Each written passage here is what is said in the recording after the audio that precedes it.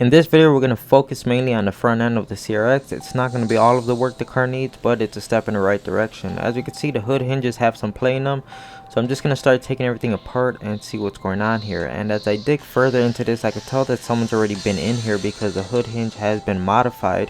In fact, I think that's how we got this crack on the windshield. I think when they were in here taking this apart, the hood may have fallen and hit the corner of the windshield right there. As you can see, we have some rust underneath the hood hinge, and that was to be expected. It's why I have my scraper here and a wire brush. I'm just really trying to get these big chunks of rust out of here and clean up the area as best as I can. It's not going to be perfect, but I'm really just trying to slow down this process of the corrosion. And once I get it halfway decent, as you can see, it doesn't look too bad now. So I'm just going to go ahead and spray it with some fluid film to hopefully slow down that rust process. Now here goes the hinges that I picked up from 310, and they look really nice and they fit well. The price is kind of steep, but nowadays it's really difficult to find parts that are being made for the CRX. Yeah, there's plenty of go fast parts, but little things like this, like hood hinges, like who thinks of these type of things, okay? So there's very limited companies making parts like this, so you really have to jump on the wagon when you see parts like this. I know I'm letting the hood just kind of flop open and bounce off like that. Now you really shouldn't let it do that. You should guide the hood all the way up until it completely stops, but I was just making a video here. But you may notice that I'm using my old hardware on the hood hinges, and they actually did include new hardware. It's just I failed to look into the box a little bit better. Once I was done with the video, I did find new hardware that is included with the hood hinges, so that's really cool. And now it's time to take off the bra, and like many of my experiences, once the bra comes off, the front end just tends to sag. Alright, so this explains why the hood latch engagement is kind of finicky at times. It's because the T-brace, T-bar, T-brace is actually broken right here. So there's no support on this radiator support when the hood comes down and tries to latch into here. This needs to be here to reinforce it so it doesn't deflect, as you can see. But this is the side that the accident was on, okay? And I'm really happy to see no damage to like the frame of the car. The rail looks pretty good. This bracket looks like it may be bent down a little bit, but overall I'm really happy with the way it's looking inside of here.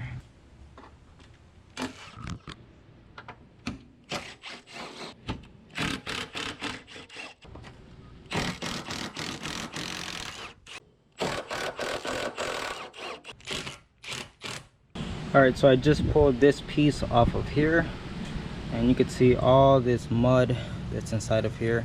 And this is pretty much what causes the car to just rot away, because of stuff like this. It holds all the moisture, and if we take a closer look in here, you could already see the damage that it's done.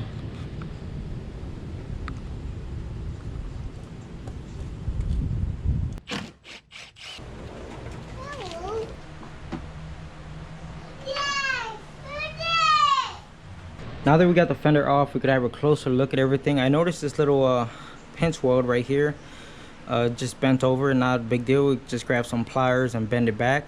But if you look closely, you could already see all the surface rust on this rail, which honestly it's not that bad. It's mainly right where all the spot welds are at. Not a big deal. It's mainly just surface rust. We could go ahead and sand that off and it'll be set. It's not as bad as this stuff right here where there's an actual hole in the floor.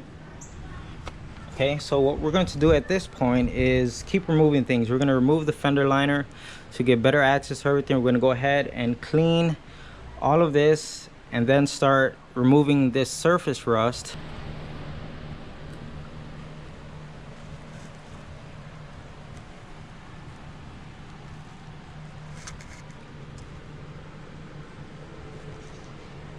Okay, so here is a perfect example of how or why the car is rust. Okay, you can see I have half of the car outside the garage. It's now raining on the car, so what happens is the water comes in, goes through here, and I don't know if it's showing up anymore, but it drips right out of this channel.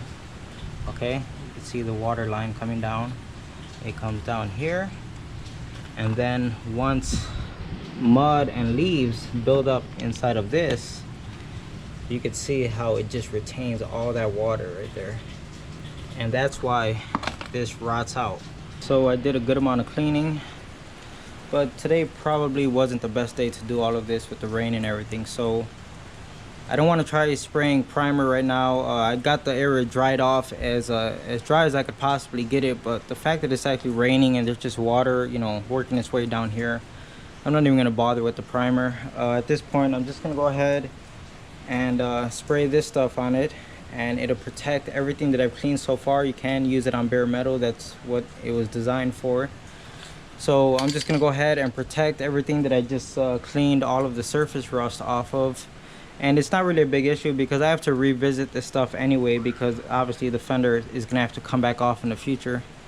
So I'm just happy I was able to get in here and clean up the surface rust that I can see, and now we can go ahead and protect it. So I've given it a pretty heavy coat of this stuff, and you can see it's got like that yellowy kind of gloss to it, like a yellow shimmer. Think of it like a very thin coat of wax.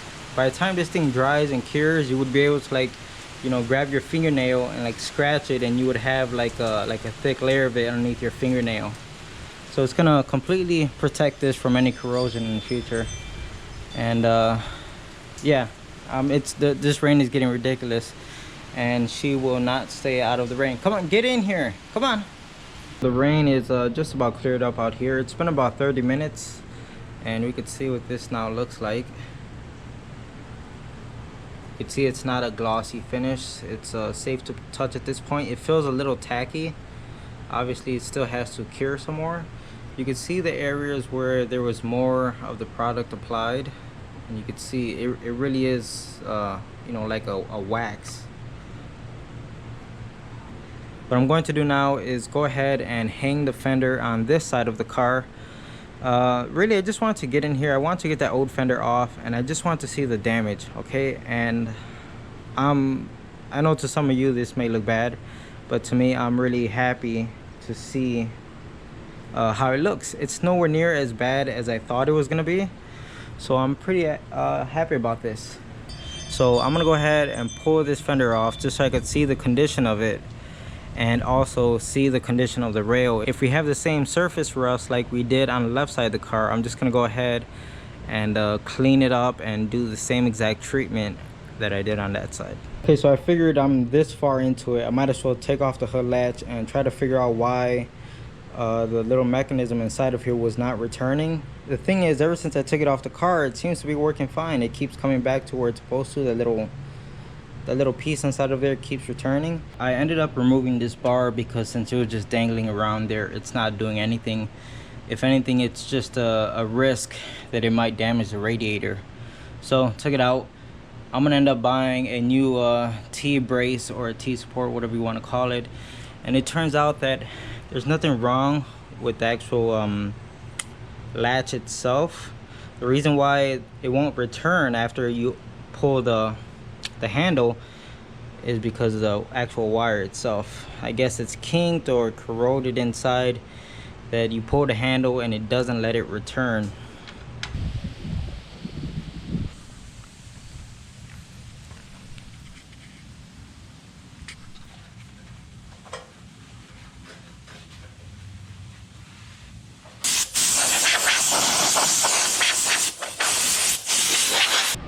Now I've got this side of the fender all bolted up. I know the gap looks big, but the only reason for that is because the hinges on the door aren't in the best condition. So when you open the door kind of like drops down a little bit. And if I put this any closer down here, it starts to hit the door whenever you open it. So, but I mean, in general, it's an old car, so the gaps aren't supposed to be like up to, you know, today's standards. Anyway, I'm trying to fit the fender, and there's just a few things that aren't lining up. Like over here, there's supposed to be a bolt hole that lines up with there, but it's not. And I'm not gonna blame the aftermarket fender. I know aftermarket fenders are not perfect, but this is way off. And considering that the car was hit right here, you know, so here I am using my floor jack and this wheel bearing tool to kind of lift up right here, just to kind of help align everything. And so far it seems to be working. Then I noticed I couldn't get the headlight out because this bar is so far pushed down that it was just holding in the headlight housing. And also there's probably about ½ inch gap between this bar and a little rubber bump stop on the hood. So here I am using my slide hammer. You can see I already have it connected. I didn't drill any holes or anything. There was already an existing hole right there, and I just have a nut on the back side, and I'm using a slide hammer to try to bring this whole bracket up.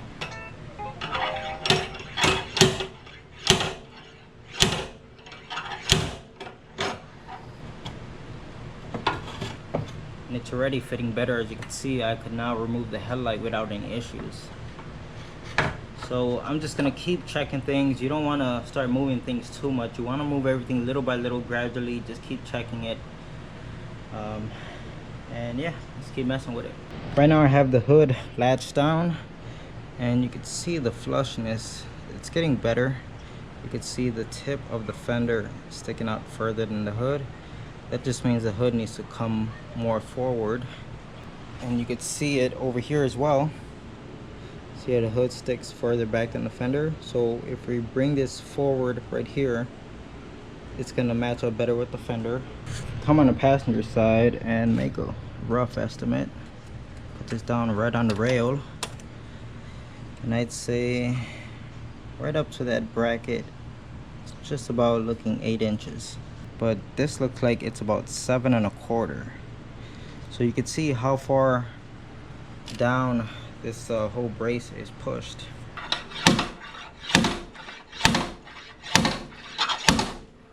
And we're gonna put this right here, right in front of this bracket. I know it's hard to see, but there's a bracket right there.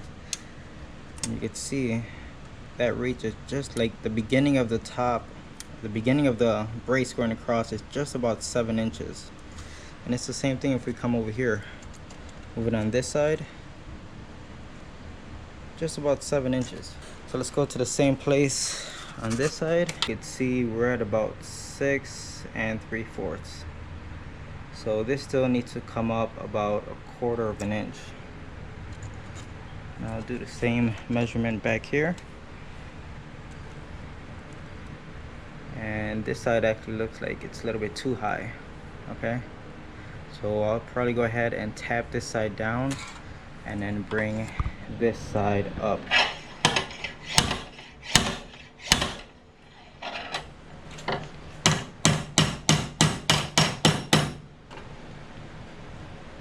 Right there, and I'm happy with that.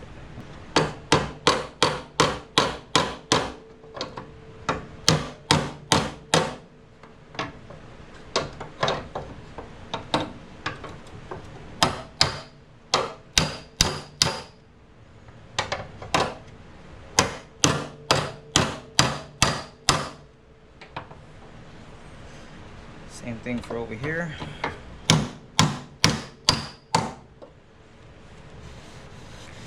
Alright, so that looks a lot better to me.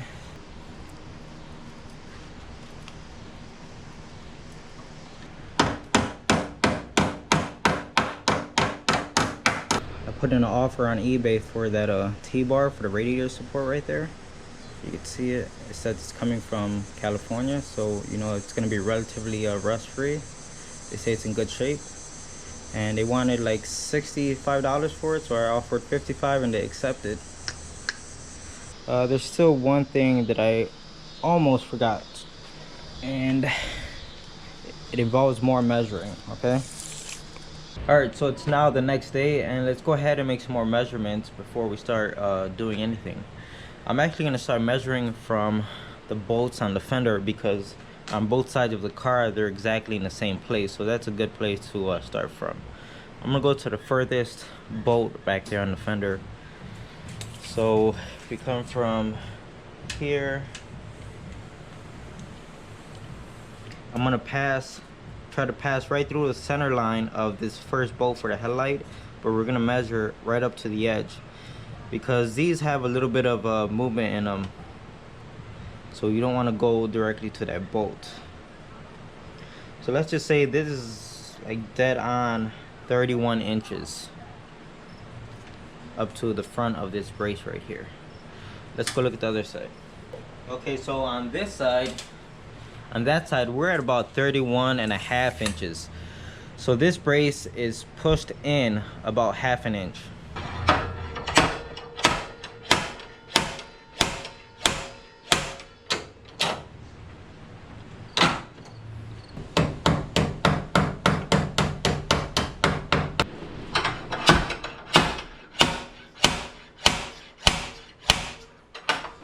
We are just about there.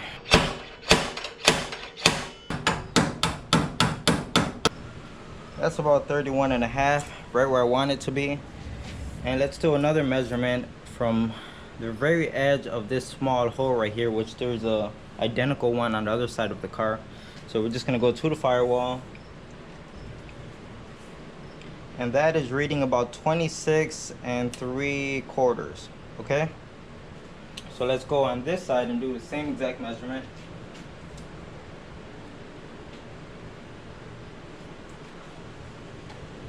And that one is also about 26 3/4. As far as front to back, I feel like I have it in a decent place. I'm just gonna go ahead and verify the height one more time, but I think I'm done beating on it for now. And you could tell it's moved a lot, because before all of this metal was kind of wrapped around the radiator. There was no space, there was no gap inside of here. Now here's the update. As you can see, I removed the T-bar because I just wanted to get it out of the equation. I'm happy with where this is at, okay? But the next problem I was having is when you lower the hood, this was pretty flush on this side, but over here, the hood was actually really high, and it got even worse as you go towards the back of the car. And we even had the same thing going on this side, okay? So my next thought was, maybe the hood's bent, you know, maybe it has a curve to it. So I started measuring for that. All right, so I just grabbed a large straight edge, okay? And we're gonna go ahead and set it right on the edge of the hood. Now, it kind of doesn't matter where you put it, as long as when you go to repeat this test on the other side of the car, you put it in the same exact spot so you could get accurate readings. Then I grabbed my digital calipers, and then you pick a spot on the ruler, like say like 19 inches, and you come in and, you know, you make your measurement, which I don't got it turned down right now, but looks something like that, okay? And what I found is on this side, I had 3.4 inches. So I went on the other side of the car, repeated the same test on that side of the hood, and I got 3.3 inches. At that point, I'm not really worried about it. I'm not worried about the hood being bent or having a curve to it. It's not too far off, so I'm gonna stop messing with it. So I was just about ready to start readjusting the hood. I was gonna come in here and loosen these bolts and start messing with things, and then I noticed something. Look at the new hood hinge that I put on it. What do you see? The paint's missing right there. That means something's hitting it. This bolt, that's the original bolt, okay, was hitting the strut. So you can imagine how that does not let the back of the hood settle down where it wants to settle. So I removed the bolt on this side, as well as on this side, and you could even see on this strut, same exact problem.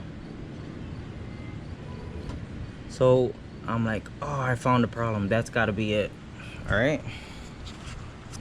So let's get these things out the way so we can check it. Let's go ahead and lower the hood.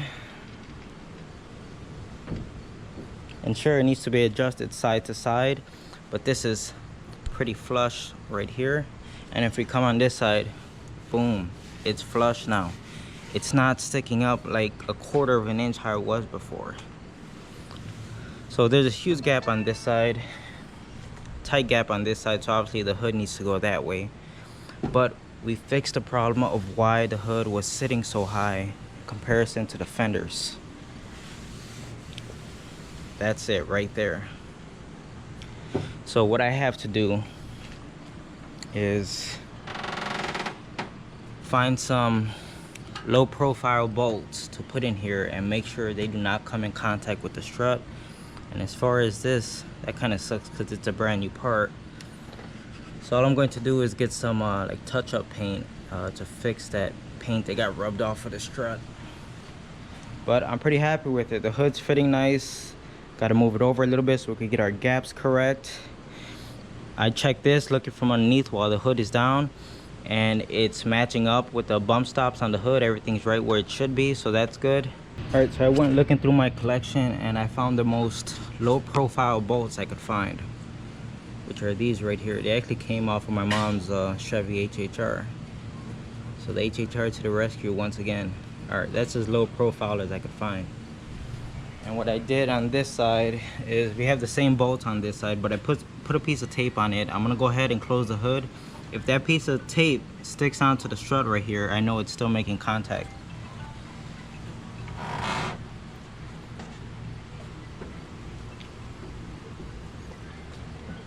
Alright, so it's completely down. It's flush over here. Let's lift it up. And no, it did not take the tape with it. Try it a few more times. Let's give it some pushes. And it still feels flush right here. Oh, that time it did. See it? So it is right on the brink of touching. If you give it a little bit of force, it obviously still touches.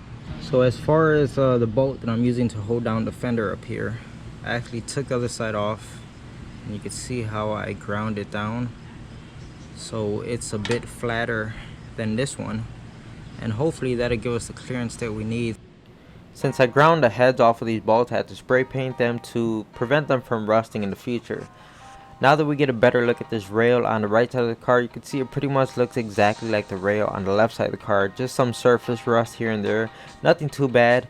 And this lower panel, once I removed it, you can see we have the same exact thing going on, just more leaves and mud inside of here, and it's causing the rocker on this side to also just rot away.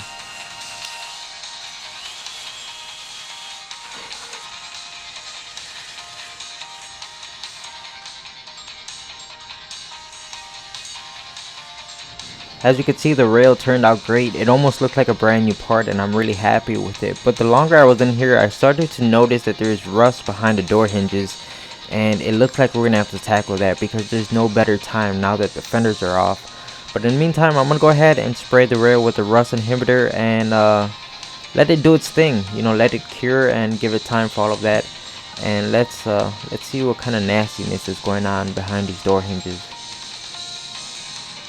And yeah, it's not looking so good. So I'm just gonna go at it with the grinder and try to get down to bare steel. And we're really just trying to stop this rust in its tracks. We really want it to stop spreading.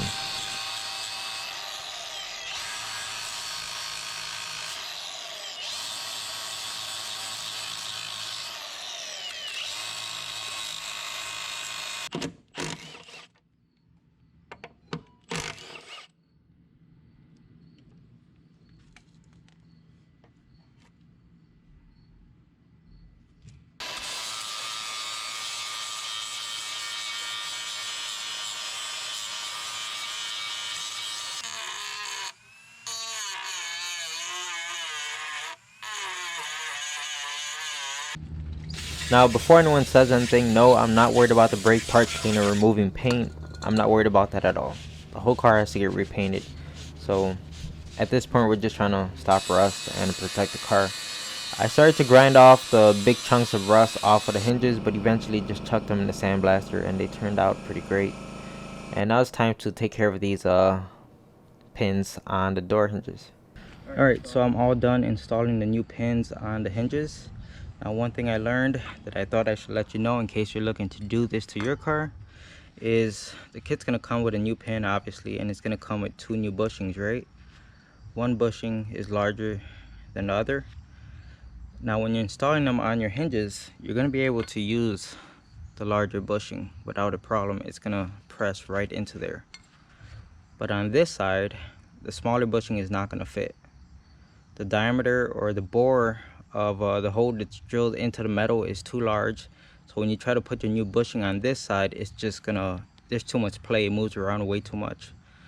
So what you're gonna have to do is install the new bushing on the larger side, and you're gonna have to reuse your old bushing on the smaller side. So hopefully your small bushing isn't too worn out or it's still usable. If the small bushing on your car is worn out, you're gonna have to find another alternative because this will not work. And yes, I'm being sneaky and running some wires right now. I'm not really going to cover it in this video, but my next video I should be including what I'm doing here. I'm just really trying to take advantage of having the doors off, and it just makes it so much easier to run these wires.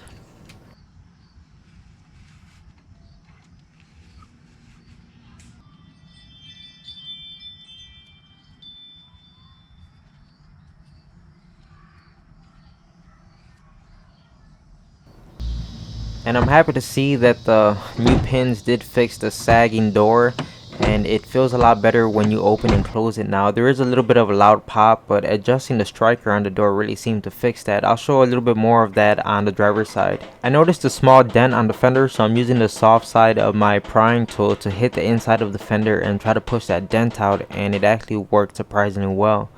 It was pretty much gone by the time I was done. So now I'm just going to go ahead and clean the backside of the fender, any little bit of surface rust that I could see, and just try to clean it up in general. And I'm going to end up spraying the backside of the fender as well with the rust inhibitor.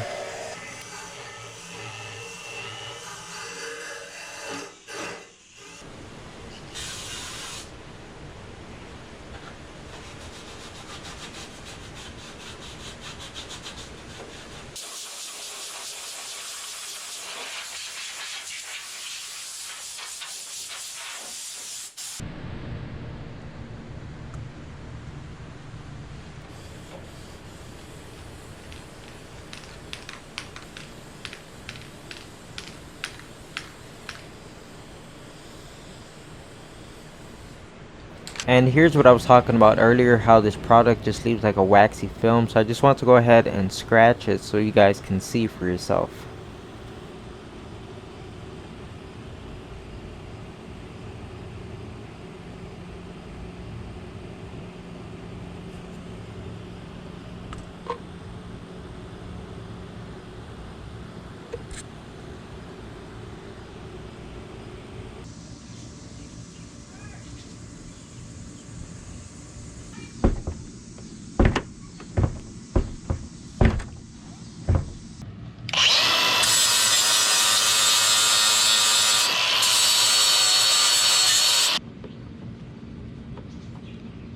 On the passenger side, I said that you won't be able to use the smaller bushings on the pins, and that was kind of a lie, because on the driver's side I was able to use them. Now they still didn't fit inside of there.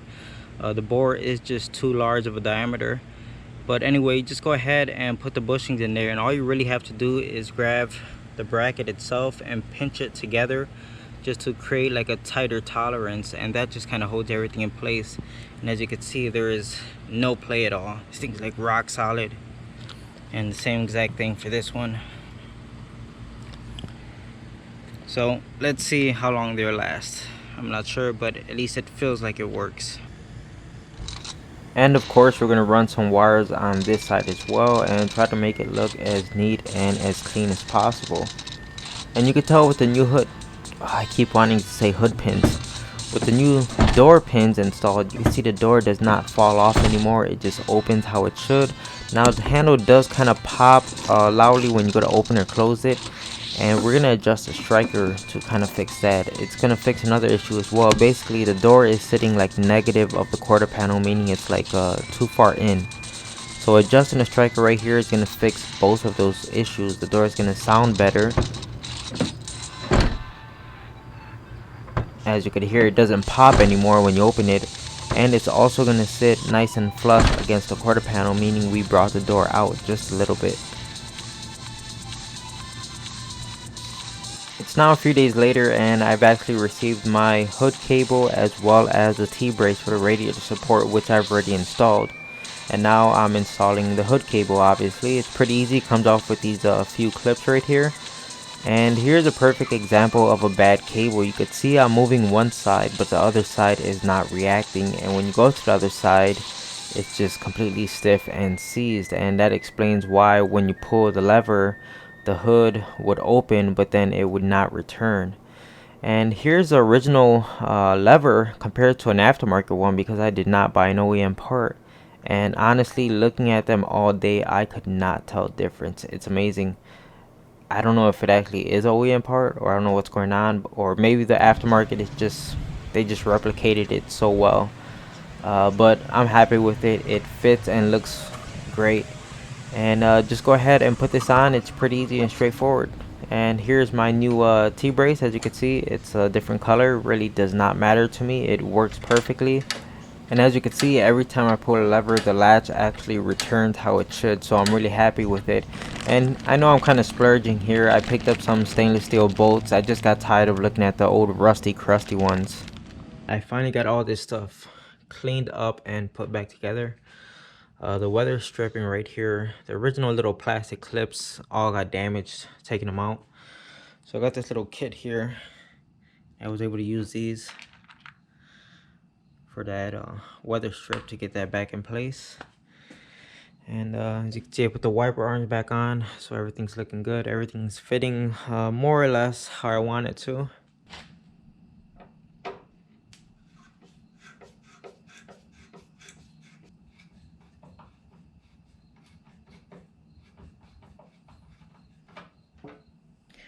Now with the hood all the way latched down, you could see the headlights looking a lot better. There is a gap, you know, that I can't even fit my finger in over here. And over here my finger does fit. But then I noticed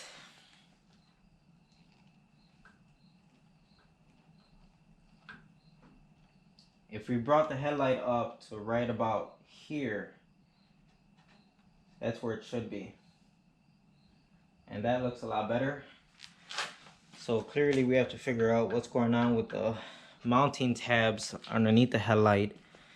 Maybe it's just another bent bracket or whatever. I found a bracket for the lower half of the headlight. It's right here. It's all crusty. I have it in the vise. The thing is, I can't thread a bolt into it because the threads are just so full of rust. So I got a little tab here and I'm just going to run it through. Initially, I was just trying to hit it with the impact gun while it was on the car. But this bracket is just, it's so weak that it was starting to bend the whole bracket. I'm like, I really don't want to break it. Yeah, I could feel all the grit and the rust inside of the threads.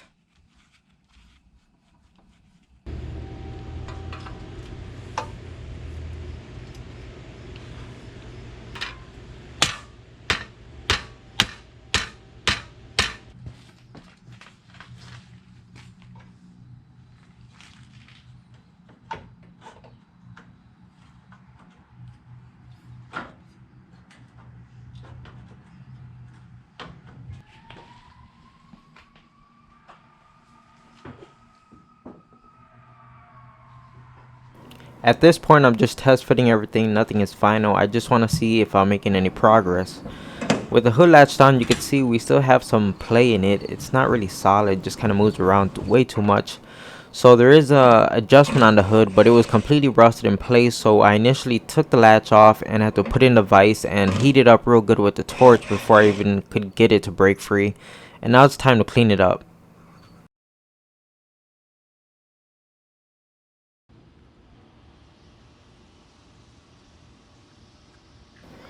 With the whole hood latch issue fixed, now the hood opens and closes perfectly, so I'm really happy with it. And my side markers had some cracks on them, so I just took this opportunity to upgrade to some fake JDM parts. As you can see, I got some nice amber turn signals and a set of amber corner lights. It's nothing fancy and it's not legit. Of course, it is fake stuff, but it makes the car look better and it makes me feel better. Now, after I was done recording this last piece right here, I did go back and tweak the fender gap a little bit and align the headlights because I noticed they were way off. So the front end will look a little bit better. But I'm really happy with the way it turned out, and I hope you guys come back to see more because there's a lot more work to do on this CRX. And thanks for watching.